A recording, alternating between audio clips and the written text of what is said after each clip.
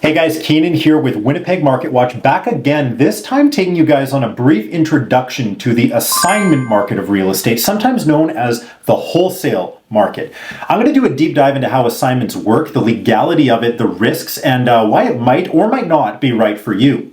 So, you've probably heard of assignments or wholesaling at some point in the past.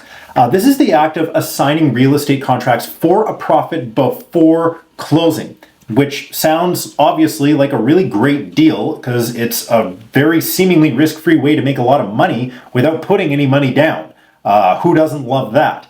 But how does that actually work? Now, today we're going to be breaking down all of this, and I'm going to give you everything that you need to know for how assignment real estate works, and we're going to talk a little bit about how and why this is actually legal in different provinces in Canada, but as usual, the focus is going to be on Winnipeg and specifically in Manitoba. So, Section 1, what is assignment sale? You're going to see on screen right now that the basics of an assignment sale are pretty simply an investor signs an offer to purchase with a seller, okay? That investor would then find a new buyer who would be willing to take the contract. That buyer will pay the first investor who has the contract an amount of money to be nominated to take the responsibilities in that contract, and then that buyer would close the deal with the builder or the seller, whatever the original owner of the property was. So instead of flipping the house for a profit, you're just flipping the legal right to buy said property. This is actually especially common in the pre-construction real estate market in some provinces, notably in the Greater Toronto area. This was a very, very popular method of investing for quite a while. And technically it's possible anywhere, but the property types that it's possible with may vary depending on the specific circumstances. So, moving on, what kind of properties are actually getting assigned? First things first, not all properties can or even should be assigned. There are four main situations where assignment real estate might be the best option for you as an investor looking to flip a contract or as a buyer looking to pick up a contract via assignment. So, first situation would be pre-construction homes, townhouses, and or condominiums. This is a situation that we see a lot again in the Toronto area. It can also happen a lot in Vancouver. I've heard of it. Major cities in general, this is a popular strategy where early investors will pick up the right to purchase units at the launch price of a new building being announced, and then typically, the market appreciates enough over time that they can assign their responsibility to close to a new buyer once the unit is actually built. The second would be single-family homes in new developments. Now, this is the exact same idea as with the condos, the townhouses, etc., except in this situation, early purchasing of a new home in a new development might require a significantly larger deposit being paid to the builder, and the circumstances might mean there are more risk to the investor in the first place. Of course, notably being that in the event they can't actually perform, the purchase price is usually significantly higher than a condo or a townhouse. The third case would be a multifamily property. Multifamily properties and assignment sales are very, very common for two reasons. The first of which is they are usually in a situation where another investor is going to buy them and try to provide some lift either to the rent prices or to the physical building itself to make it appraise for more.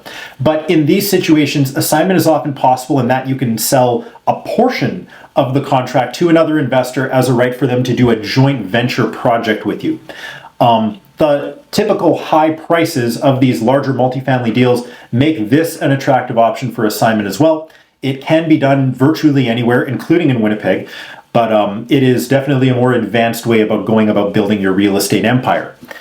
And of course, the most common in Winnipeg is just undervalued off-market deals for existing property. And this is where the wholesaling comes into play the most here in Winnipeg. But some investor will find some motivated seller with a property off-market, which they're willing to sell at a probably distressed price. At that point, the investor with the contract would make an agreement with the seller and then assign the contract to another investor for a fee, who will then ultimately close on the deal. So, if you're a buyer, how exactly does this work? So if you're looking for an assignment, there's going to be a few things that need to be mentioned first of all. So number one is assignment deals are usually private. They're actually not allowed to be on the MLS in Manitoba. I don't know if that's the case elsewhere in Canada. You need to have a good network of people in the investment community to even know if it's possible to get one of these contracts. So dealing with a realtor like myself who specializes in this kind of thing, or knowing other investors in the community who will often have deals like this for you can be a huge boon to your success. Next thing you would do is you would talk to the investor who has the contract and determine the price and terms and the required amount of money to be paid for the contract. This is called the assignment fee, and the assignor gets to charge this at their will. Typically, this amount can be very nominal to very large. So it's important to know before you go and tour the assignment property that it's very clear to you what the expectation is for the assignment fee to be, as in most cases you will be required to pay that up front once you've of course signed all the papers making you the end buyer. Once you've done that and you have a verbal agreement with the person who has the contract, all you would do is review the document to ensure that it in fact does actually say what the investor purports it to say. Keep in mind that some of these deals, especially for multifamily, can be quite complicated, and in those cases, review by a lawyer or other professional might be required, but if it's just a simple house, it probably won't be. Then all you got to do after that is secure financing. And many people, before they go into an assignment deal, will already have that lined up. But in some cases, you may actually require going and getting the property that you're purchasing appraised, which you may need to disclose to the investor with the first position contract. Either way, making sure that you are aware of what you're doing throughout this process while buying an assignment contract is very important. And if you haven't done it before, working with a knowledgeable realtor who has done this is a very, very good and very prudent idea to defend your capital. The last step is closing as normal. So you would just go to your lawyer's office as you would if you had the original contract in the first place, close on the purchase, and execute whatever strategy for investment you are hoping to execute. So now, how do you actually make money as the assigning party doing this? So if you're assigning property for a profit, very simply, the spread between what you've got the seller's contract at and what you're going to be charging the new end buyer is going to be is the money that you're going to make. So for example, if the original price of a home is $400,000 and you want to sell that home to another investor for $450,000, you would pocket $50,000. Now, that's a very extreme example and is actually very unlikely to happen, although it is definitely possible. But the idea with assignment is you make money up front by securing a great deal with the seller and then get another investor to pay a value closer to what the property might actually be worth to close on your behalf. And that is the heart of what's going on here. I believe in the province of Manitoba, it is technically worded in such a way that the money should only trade hands once the second position buyer actually performs. But the reality of the situation is, at least in my visual experience, is often that money trades hands up front, but it's not always the case that that is such. So you might be wondering now, what are the risks? Assignment is obviously incredibly profitable if done correctly, but it also comes with very significant risk. So the first of which is market risk. If you've got a distant possession from the time you sign the contract with the seller to the time that closing is set to occur and the market were to tank, you could be stuck closing on a property that is objectively overpriced that you don't even want. And that means you just paid a premium for a house, and that is a risk you absolutely are taking in this situation. If you're doing an assignment deal with a builder, there could be restrictions from the developer or the builder about your ability to assign that contract.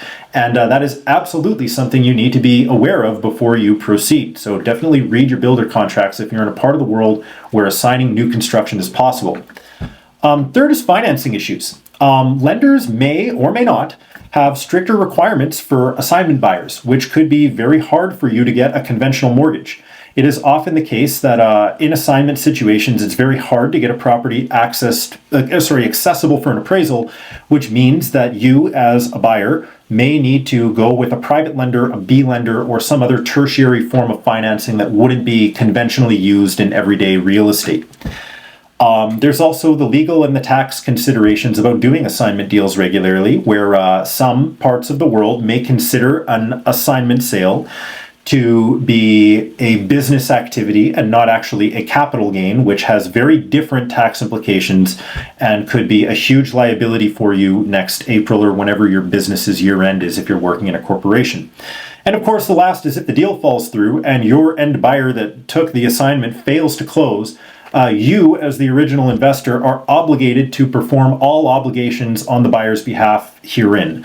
And that can be very scary for a lot of people because if that buyer isn't able to close, you may need to scramble and come up with a lot of money really quickly, or you are in for a big, big legal problem.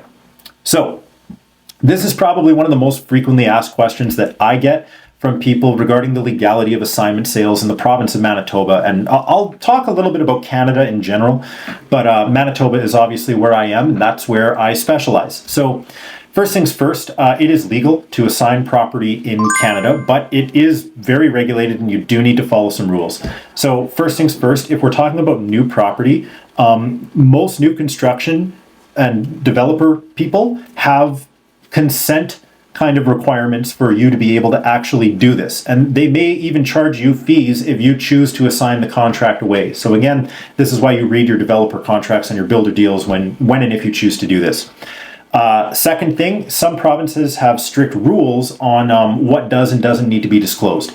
In Manitoba, my understanding is that there is no requirement for disclosure if a contract is assigned, but for example, in British Columbia, you do need to disclose exactly what your profits were to the seller and of course the government at tax time. I already mentioned this, but this whole assignment thing may not necessarily be considered a capital gain. It may be considered business income, meaning it would be taxed at a higher rate. And this is usually used to avoid anti-flipping considerations, but it's something to be aware of. And then the disclosure and transparency side of it. So in many markets, failing to follow these rules could actually void the contract, which would put you in a pretty embarrassing position and would require you to return money to the original buyer that you assigned it to, which would just be awkward and very uncomfortable.